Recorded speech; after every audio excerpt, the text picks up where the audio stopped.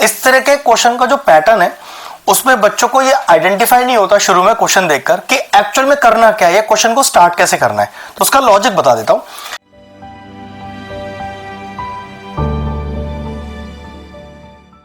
Hello friends, आज हम topic discuss कर क्लास 10 से चैप्टर लिया हमने क्वाड्रेटिक इक्वेशन।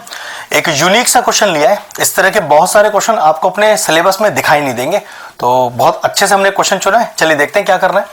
इस तरह के क्वेश्चन का जो पैटर्न है उसमें बच्चों को ये आइडेंटिफाई नहीं होता शुरू में क्वेश्चन देखकर कि एक्चुअल में करना क्या है, क्वेश्चन को स्टार्ट कैसे करना है। तो उसका लॉजिक बता देता हूं। इस पर्टिकुलर टाइप के क्वेश्चन में आपको ये जिस टर्म पर स्क्वायर दिख रहा है ना, वो टर्म आपको हमेशा यहां बनता दिखाई देगा, बिल्कुल दिखाई देगा।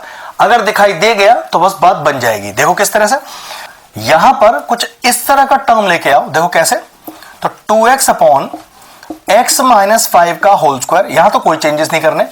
अब जरा देखना, इस 10x को मैं क्या लिख सकता हूं, 5 into 2x, I think 10x ही लिखा है, अपॉन का x माइनस 5 का कोई काम नहीं है, वो एज इट इज, माइनस का 24 इक्वल टू 0, सब एज इट इज। मेन जो मैंने आपसे बोला, इस टर्म को यहां लाने की जरूरत है। अगर वो टर्म आ गया है तो बस समझ लीजिए बात बन गई। इस टर्म को हमेशा, इसी टर्म को आप y लेट ले लो, ठीक है। तो let 2x upon x minus Y is equal to y। अब इस y को जो हमने लेट लिया, इसको फर्स्ट इक्वेशन में जो आपके ओरिजिनल इक्वेशन है उस पर पुट करो। तो चेक करो, ये पूरा y है जिस पर स्क्वायर लग रहा है, तो क्या लिख दोगे, y स्क्वायर प्लस का 5y माइनस का 24 इज इक्वल टू 0। ये लीजिए, आपकी क्वाड्रेटिक इक्वेशन बिल्कुल तैयार है। अब क्या कर सकते हो, स्प्लिटिंग कर लो, तो बहुत आसान है। मान लो स्प्लिटिंग नहीं हो रही है तो फिर आपको क्वाड्रेटिक फॉर्म लगाना पड़ेगा, लेकिन यहां स्प्लिटिंग आराम से हो जाएगी। चलो 24 को स्प्लिट करते हैं, तो कितना आएगा अपने पास, 2 1 2, 2 2 4, 2 6 12, 2 3 6 और 3 1 3। लाना अपने को 5 है, तो चेक करो कैसे आएगा, 2 to the 4 to the 8, 3 1 3। तो अगर मैं 8 में से 3 माइनस करूं तो 5 ही आता है, बस बन गई बात। तो y square plus 8y minus का 3y माइनस का 24 इज इक्वल टू 0। क्योंकि 4 टर्म में क्वेश्चन स्प्लिट हो चुका है, तब पहले दो और अगले दो में से 100% कॉमन आ रहा होगा, तो कॉमन निकालो। पहले दो में से कॉमन निकाला तो y कॉमन आ रहा है, y प्लस 8, और अगले दो में से कॉमन निकालोगे तो -3 कॉमन आएगा, फिर आएगा y plus 8 is equal to 0। फिर y प्लस 8 कॉमन आ रहा है दोनों साइड से, और बचा क्या, y minus 3 is equal to 0। अब दो टर्म मल्टीप्लीकेशन में है और दोनों ही 0 के बराबर है, तो लिखने का तरीका क्या होता है, आइदर या तो पहला टर्म इक्वल टू 0 है, और या फिर दूसरा टर्म इक्वल टू 0 है, ठीक है। तो यहां से पहला y का वैल्यू क्या आ गया, वो आ गया -8, और लगाकर दूसरा वैल्यू कितना आ गया, 3।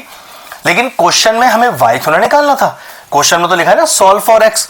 भाई तो हमने अपने क्वेश्चन को आसान बनाने के लिए लेट लिया था, तो चलिए वापस जो लेट लिया था उसे फिर से इंसर्ट करते हैं। तो y का वैल्यू इंसर्ट करो, तो 2x upon x minus 5 is equal to -8, cross multiply करिए, यह आएगा 2x is equal to minus का 8x और प्लस का 40। x वाला टर्म एक तरफ करिए, तो 2x plus 8x is 10x is equal to 40, और x का वैल्यू क्या आ गया, 40/10 दैट इज इक्वल टू 4। तो पहला x का वैल्यू आ गया आपके पास। चलिए दूसरा देखते हैं कितना आ रहा है।